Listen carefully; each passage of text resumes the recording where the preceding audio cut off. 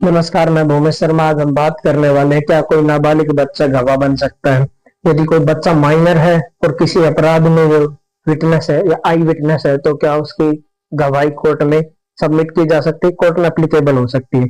चलिए हम जानते हैं कानून की भाषा में।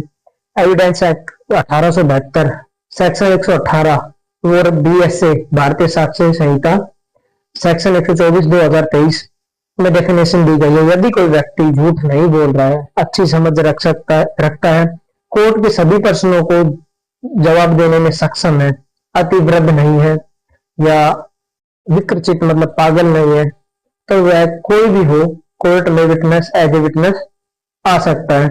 उसकी गवाही को रिकॉर्ड किया जा सकता है, चाहे वह नाबालिग की हो, और नाबालिग ही नहीं बल्कि वह चाहे 7 ही साल का, 7-8 साल का, 5 साल का ही क्यों ना हो, अगर वो अच्छी समझ रखता है। कोर्ट में एक अलग से बोर्ड बैठता है। जब माइनर का कोई केस होता है या माइनर विटनेस आता है, तो उसमें उसका माइंड टेस्ट किया जाता है कि वो किसी दबाव में या फिर किसी के बहकाव में तो ऐसा नहीं बोल रहा है। लेकिन नाबालिग की गवाही सर्वोपरि होती है, ये खाली मिथ है, इससे ज्यादा कुछ नहीं है।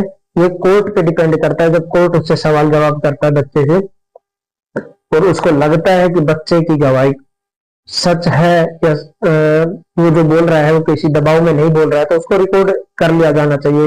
लेकिन दूसरी बात, कोई भी कोर्ट केवल नाबालिग बच्चे की दी गई गवाही को केवल आधार नहीं बना सकता किसी केस में। वह अनदर गवाहों और अनदर एविडेंस को भी मैच करके देखेगा, उसके बाद में वह आगे की कार्रवाई शुरू करेगा।